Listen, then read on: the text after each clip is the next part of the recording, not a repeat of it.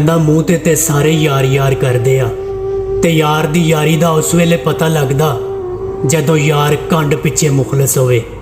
ਇੰਝ ਹੀ ਹੈ ਨਾ। ਤੇ ਜਿਹਦੇ ਨਾਲ ਇੱਕ ਥਾਲੀ 'ਚ ਬਹਿ ਕੇ ਖਾਦਾ ਹੋਵੇ ਨਾ ਤੇ ਯਾਰ ਉਹਨੂੰ ਕੰਡ ਮਗਰੋਂ ਭੰਡਦੇ ਨਹੀਂ। ਤੇ ਯਾਰੀਆਂ ਵੀ ਮੂੰਹ ਤੇ ਨਹੀਂ ਕੰਡ ਮਗਰੋਂ ਪਰਖੀਆਂ ਜਾਂਦੀਆਂ ਨੇ। ਇੰਝ ਹੀ ਹੈ ਨਾ। ਤੇ ਯਾਰ ਯਾਰਾਂ ਨੂੰ ਛੱਡ ਕੇ ਨਹੀਂ ਜਾਂਦੇ, ਕਬਰਾਂ ਤੱਕ ਸਾਥ ਦਿੰਦੇ ਆ, ਚਾਹੇ ਫਿਰ ਦੋਸਤੀ ਹੋਵੇ ਜਾਂ ਫਿਰ ਮੁਹੱਬਤ।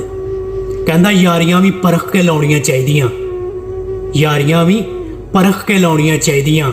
ਮੁਸ਼ਕਲ ਪਵੇ ਤੇ ਯਾਰ ਨਾਲ ਖੜਾ ਹੋਵੇ, खुशी दे मौके ते खुसरे भी नचन आ जाते।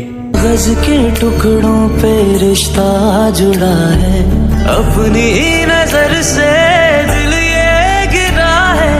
जिंदगी का कोई मकसद नहीं है,